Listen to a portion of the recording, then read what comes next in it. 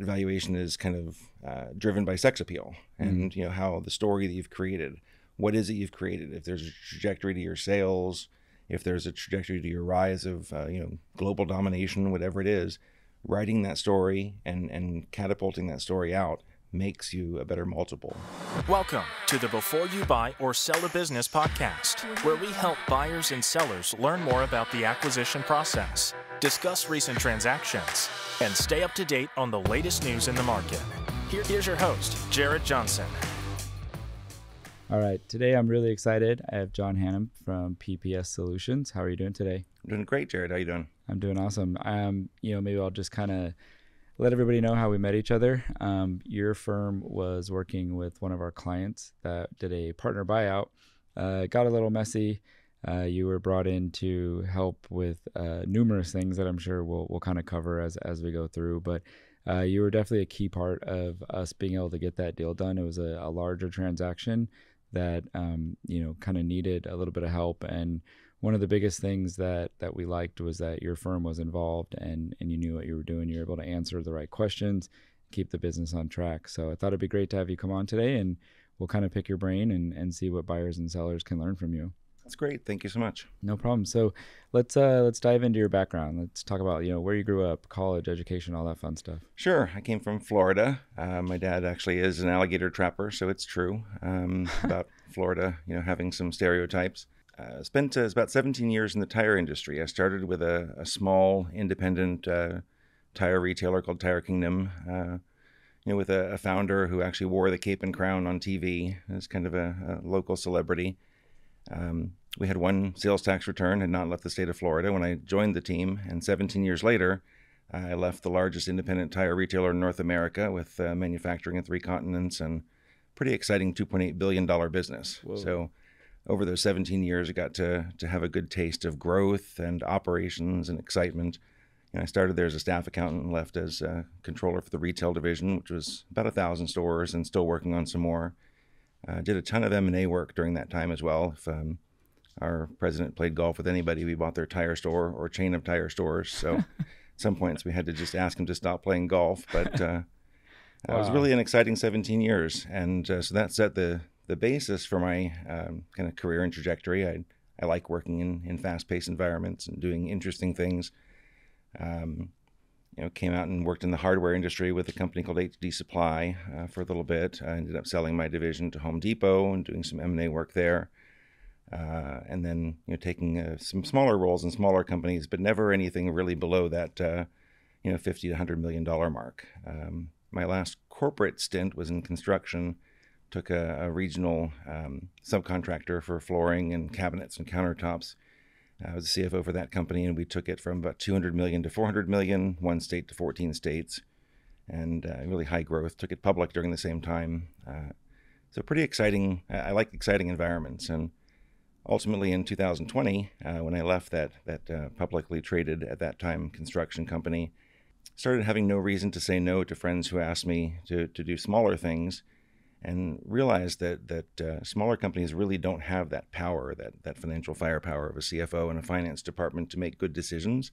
So set out to start my company, PPS Solutions, to really solve that. And so now we offer fractional CFO services and other interim services, et cetera, some accounting and finance along with that. But really we try and be financial partners to small and growing business, somebody that wants to do something interesting. Yeah, I mean, I kind of don't know where to start on that. that was a mouthful. That was interesting. So, the tire company, did they go public? The tire company became. We were actually purchased by a public entity from Memphis. In the transaction, we were about almost $1 billion at the time, and they were about $500 million. They were a little bit smaller. They took us on, and the company liked our finance team a little better than their finance team, so they outed their CFO and brought us up to the parent, ultimately relocating to Florida and Wow. Making one cohesive entity rather than kind of a retail division and a wholesale division. Yeah, it was very, very interesting. I mean, even you kind of dropped in the alligator trapper in the middle there. So I'm sure we could probably do a full podcast episode about that. And I don't know. I'm sure you've got some crazy stories, or at least your dad does. So it's pretty interesting. So maybe kind of you kind of touched on it a little bit. Obviously, do fractional CFO, but for somebody that maybe doesn't understand what that means, maybe tell us, kind of break it down, what you do when you go into a company, or what are the main services that you provide? Sure. So we, and I've always kind of focused on the CFO as the chief financial person, kind of the represents the finance function at the executive table within a larger organization. What I saw in the fractional CFO space really are a bunch of CPAs that kind of do that as a service. They have their financial acumen and they can add that. The focus that I have is really shifting, having an operational CFO, but available part-time. So somebody that's actually run companies, made operational decisions, been part of the executive leadership team, and now wants to kind of give that expertise to smaller companies. It's a little bit different than what your CPA or your outsourced CFO is usually doing. It's a little bit of a differentiator for PPS. We really, in my opinion, are a financial partner. So we might do the books and keep the books clean, but I want to operate as far away from the decimal place as possible. Make good decisions. Talk about investment strategy. Talk about budgets and cash flow forecasts. Things that really matter to the organization, not the tax return or just getting the books in order for the annual meeting, or helping them really navigate everything that goes with running a business. Yeah, makes sense. So I think probably one of the biggest things that I've seen over, the last 15, 20 years has been most business owners are really good at whatever the company does. And then they're not good at the finance side, or maybe they're good at the finance side and they're not completely good at another part of it. So it's almost like you're kind of coming in and taking them to that next level, because you're able to provide, real advice and knowledge and expertise that somebody else probably hasn't been able to train them on. So right. And I think that's an interesting observation on entrepreneurs, because they do try and do everything, right? It's you got to run the whole, you got to wash the dishes and do the accounting and run the sales and find the leads and do all the things, when really there are partners that you can use for all of that. I mean, we think of it with lawyers, for example. You wouldn't try and do your own law. Right. Because you have a specialist out there that's available for you, and they might be expensive, but you can still go and get them to do this stuff for you that's important, and they become a legal partner. I kind of view us as the same idea. Certainly a lot less expensive than lawyers, but trying to provide that service so that you don't have to worry about that. You have a partner that can handle the financial side of things. Yeah, that makes sense. So, okay, so we'll get into a couple questions that I think most of our listeners will probably have. The first one would be, what are some of the biggest mistakes that you've seen that business owners make? So in the businesses that I've encountered, which we've acquired a number of tire companies and construction companies, et cetera, that are a little bit messy. It's just really not having that partnership to begin with. So if you approach a transaction in a messy format, you're automatically going to not have the valuation that you want, because you can't even explain what your books are, what your business does in a clear and cohesive manner. So, I would say that mistake is not putting a fractional CFO in earlier, of course. Right.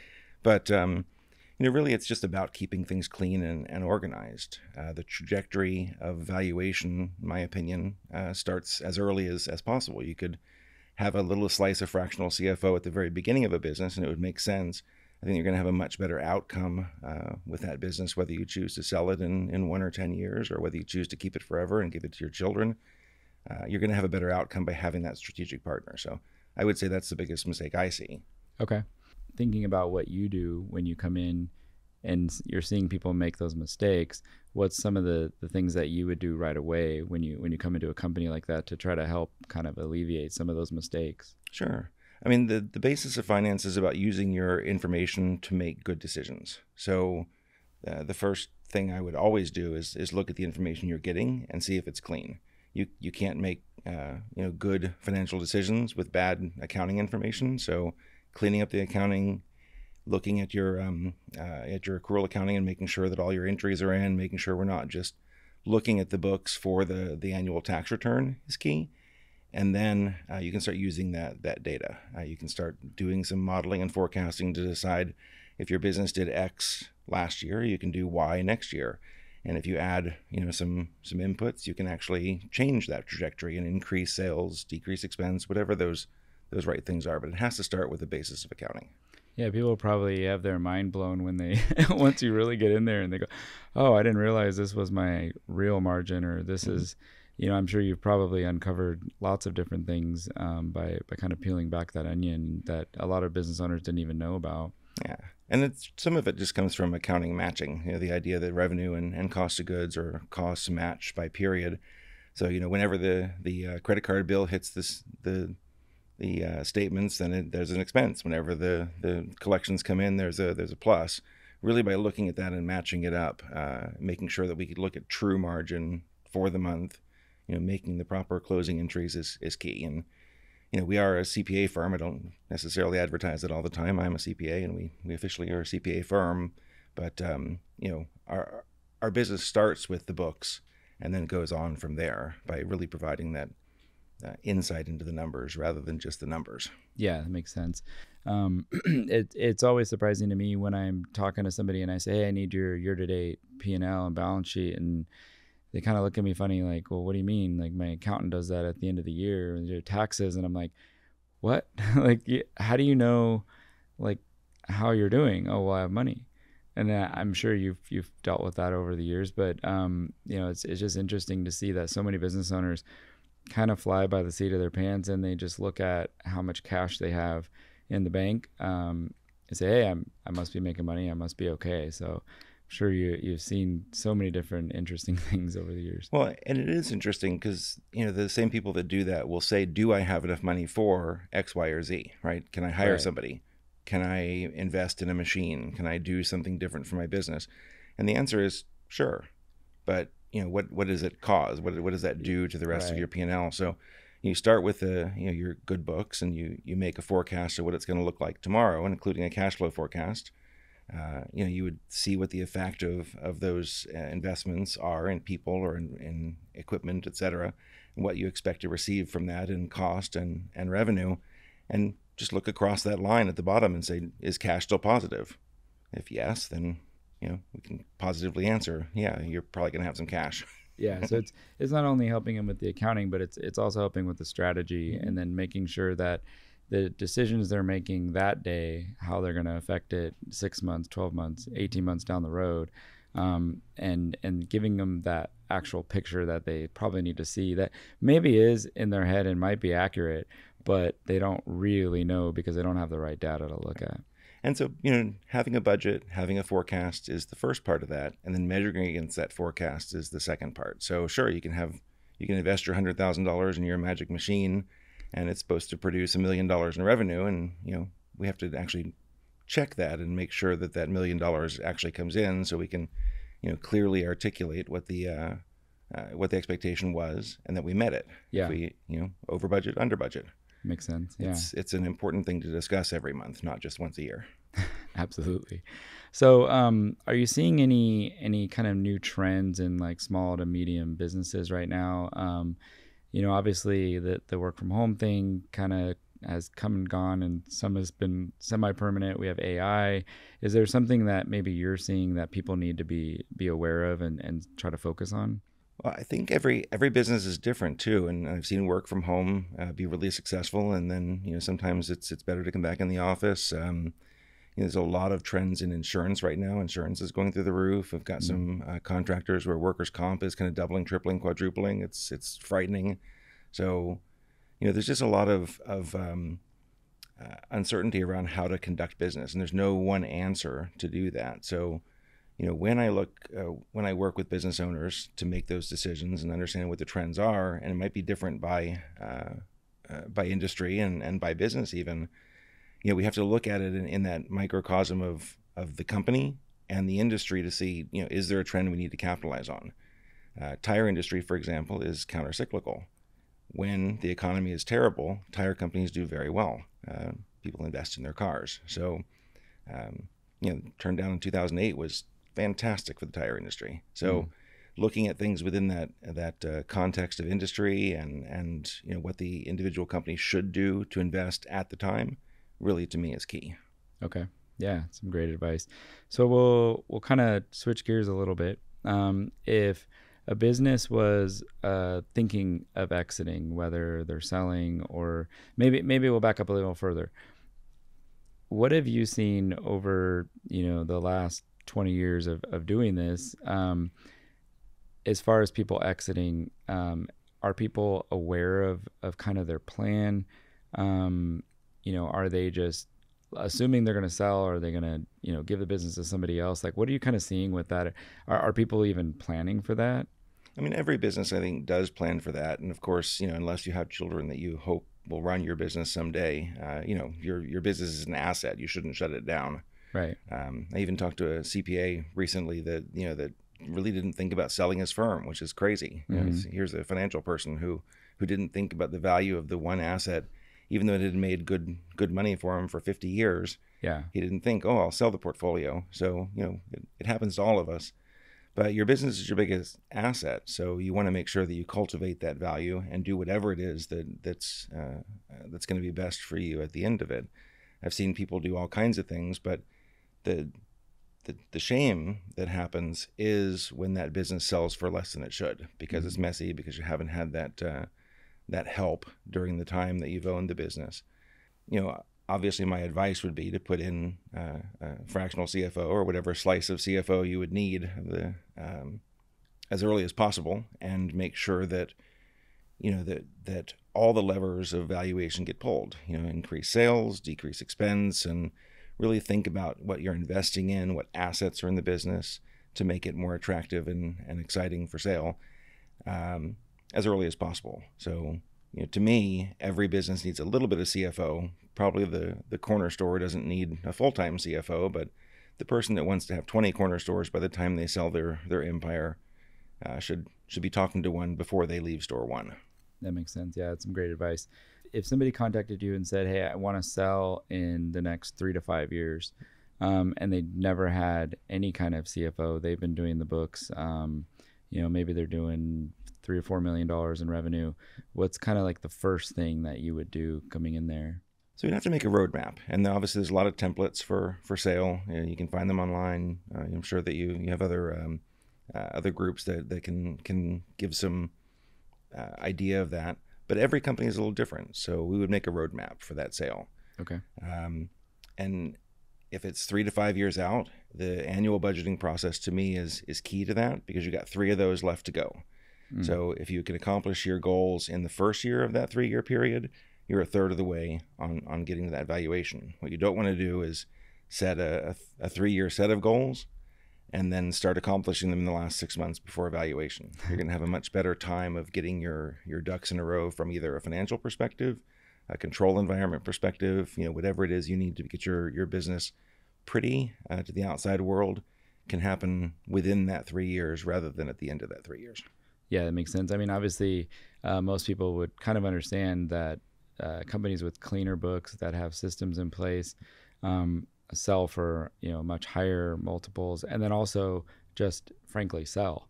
Some of them, they're not able to sell their business because they weren't operating it from a financial standpoint accurately.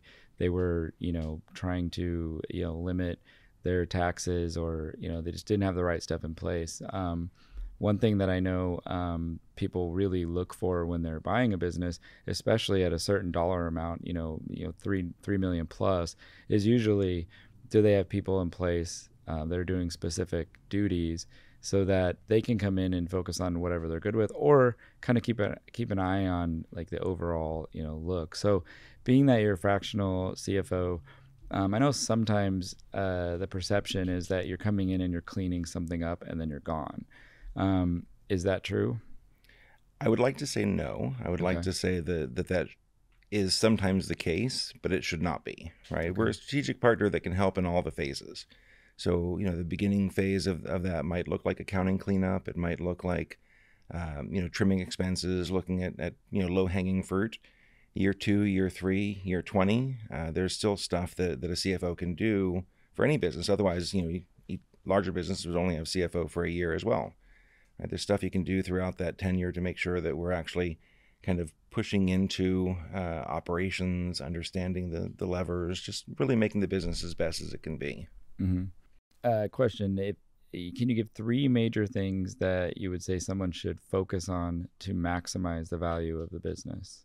To maximize the value of the business for sale, really, I think that the number one is that the business can't be about you or your personality, right? Having that financial person obviously distances you from that as well, which creates a buffer, and it creates an air of legitimacy and kind of, enterprise to it that, most of our CFOs operate with internal emails. So, you may not even know that your CFO is fractional. It just seems like you have a CFO. Yeah. So, creating that distance, creating an organization to where it looks like an organization is key. The more your business relies on you to be there, the less somebody else is going to pay for it.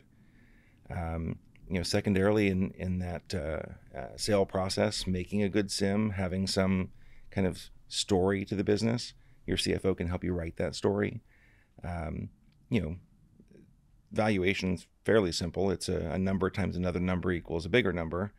And, when we get down to it, though, the multiplier that you're going to use, is a little bit different by industry. It's a little bit different by company. And I think my personal opinion is that valuation is kind of driven by sex appeal and, how the story that you've created, what is it you've created? If there's a trajectory to your sales, if there's a trajectory to your rise of, global domination, whatever it is, writing that story and catapulting that story out makes you a better multiple in the end. So having a good story and having somebody financial help you write that story is great. And then the third, I think, would just be selling at a wrong time, right? You might have a timeline for yourself. You might have a timeline, for the business that you think of 10 years in the past.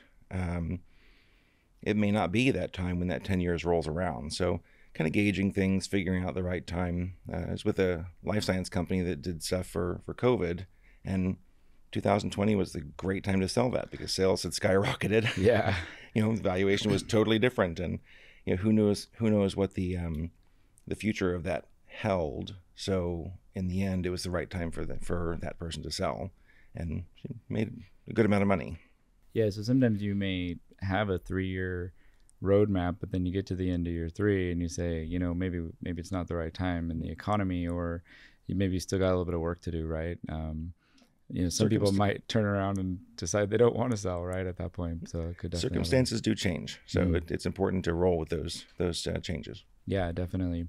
So shifting gears just a little bit, there's always this conversation that people have about cash sales or creative add backs. When you come into a company, I would assume that you might have to deal with that from time to time, where somebody might be using the company, financially, in an illegal way, or essentially committing tax fraud. What's kind of your advice to business owners that are maybe doing that or thinking about doing it? Maybe it was just how they were taught to do things. Kind of maybe expand on that a little bit for us. Sure. I'll start at the beginning here. Part of what our firms does when we look at a client is to understand the integrity level and only work with people that truly do have integrity. I mean, people that commit tax fraud might have made a mistake, or they might be consciously just trying to pay less in taxes and don't realize the severity of that. But when we find that, really it's about educating the entrepreneur on what they're doing. We won't take the engagement if they want to continue that. We say, here's the rules, and here's how we're gonna do it in the future. But add backs and kind of creative accounting outside of putting that on the tax return is, as long as we document it and we explain it and we put it out there into the world. There are reasons that banks, or obviously you can attest, Yeah. There are reasons that somebody might look at something as an add back, even if it's not illegal from a tax perspective.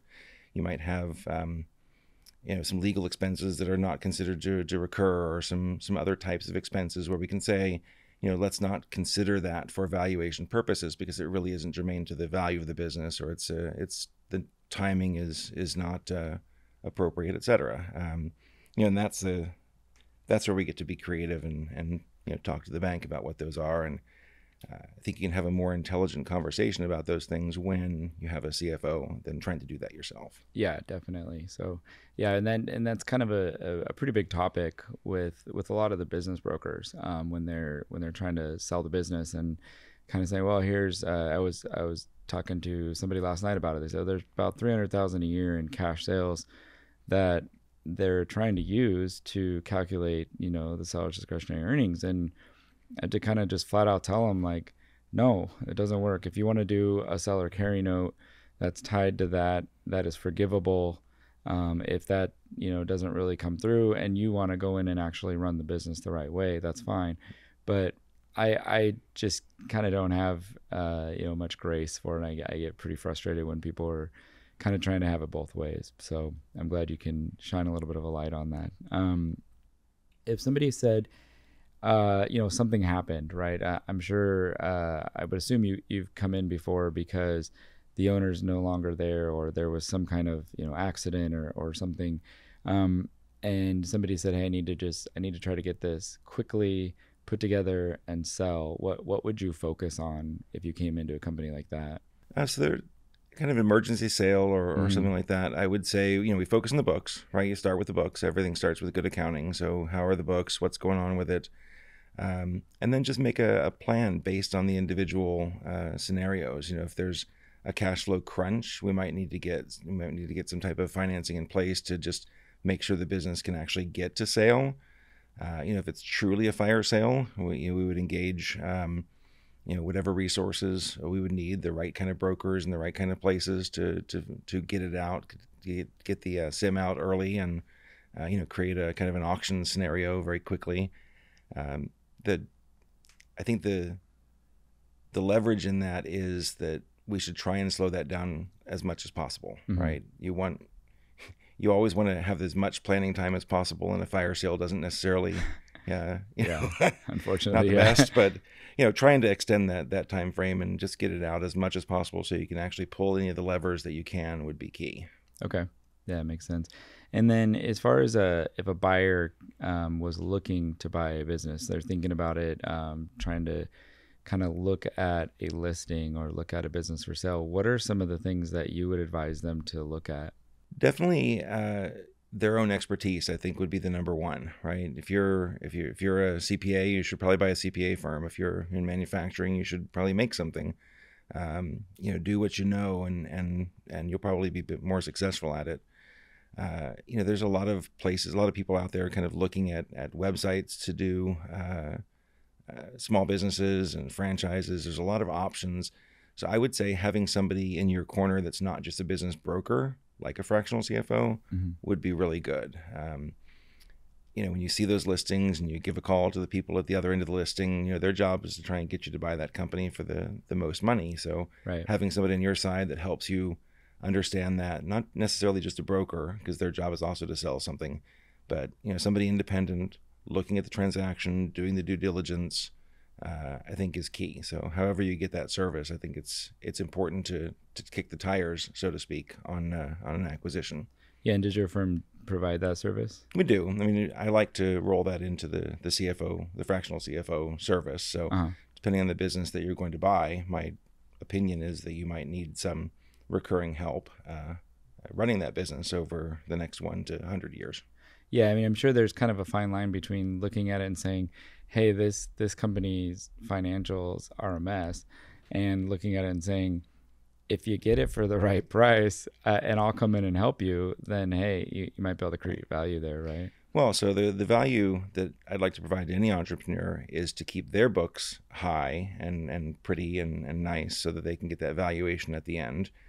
But also, a set of messy books might not be desirable on something you're going to buy, but it could lead to an opportunistic price. So, you could actually get a bargain because that thing's a mess and you can clean it up. It's like a fixer-upper house. Yeah.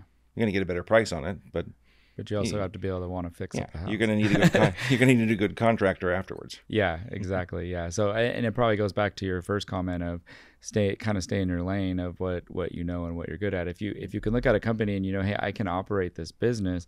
They do have top line revenue, but maybe their financials aren't in a good spot, or maybe organizationally they're not super clean. Then it makes a little more sense to bring somebody in and help and clean it up, compared to somebody going completely out of their realm of what they have experience in, and then also on top of that having books that aren't that great. So, and it probably lends itself to a second business as well. So if you run a business within a certain space and you're good at that and your books are clean and you know how to do that, and you've got this admin support for that business, buying a second business in that space that's a little messy is probably great, because you can collapse that business into your first and really create something that you couldn't grow as easily. Yeah, makes sense. So, I think this has been some exceptional advice and information. So I always ask 2 questions at the end. So your first question would be, do you have a mentor, or have you ever had a mentor? I've had a lot of mentors. I mean, my first CFO at Tire Kingdom, from Goldman Sachs, we were owned by Goldman Sachs, Weisbeck and Greer, and he really taught me about kind of writing things down and making things very easy to understand. He did a lot of acquisition work. He could put a deal on a piece of 8.5 by 11 paper, and it would happen exactly like he said. The term sheet would be exactly that in the end. He allowed me, even as an accounting manager within that company, to be part of the deal teams and help with the purchases of different tire stores. So that was really a benefit early in my career. His name was Tom Garvey, and I try and learn something from everybody as I go through. Some people teach you directly, by their observation, and some people teach you what not to do. But try and learn from everybody I come in contact with. Yeah, makes sense. That's some good advice. And then last question, what motivates you?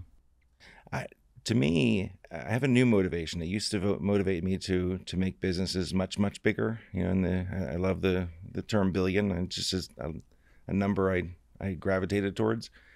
But now really it's about vision, and it's about helping people to accomplish that vision. So, 2 people that run almost identical businesses might have 2 different trajectories or two different visions of what they want their company to be. I get to make a spreadsheet that helps them accomplish that. And to me, that's pretty exciting, because we can map out the course to achieve that vision. So wow. Yeah. That's exciting. Yeah. So it changed over the years, I guess. I mean, you've accomplished the other one, so maybe it was time for a new challenge. It's probably almost a little bit more difficult, right, doing the smaller ones, but it is. But it's much more necessary, and part of that is education as well. Most people don't know that they need a fractional CFO, want a fractional CFO. They have no idea what that is. I have never received a call from a business owner that says, I was just thinking I needed a fractional CFO, so I thought I'd call you. It's really about education. Yeah. When they talk to the bank and they can't get a loan, when they talk to a recruiter and they're on their 6th accountant who reports to the president of the company, when they talk to their insurance agent but can't really get the right coverage and risk mitigation, those are all people that help me educate those businesses. Hey, you need some financial resource. Why don't you look into fractional CFOs? Yeah, exactly. So where can people find you? www.ppsfinance.com. That's PPS as in People Process Systems. And my email is john@ppsfinance.com. All right, cool. Awesome. Well, thank you. Really appreciate you coming on. Thank you so much for having me. It's been a pleasure. No problem. Thank you for listening. We hope you found this podcast informative and helpful. Please don't forget to subscribe on your favorite podcast player. For more information, or if you'd like to discuss a transaction, please go to www.jaredwjohnson.com.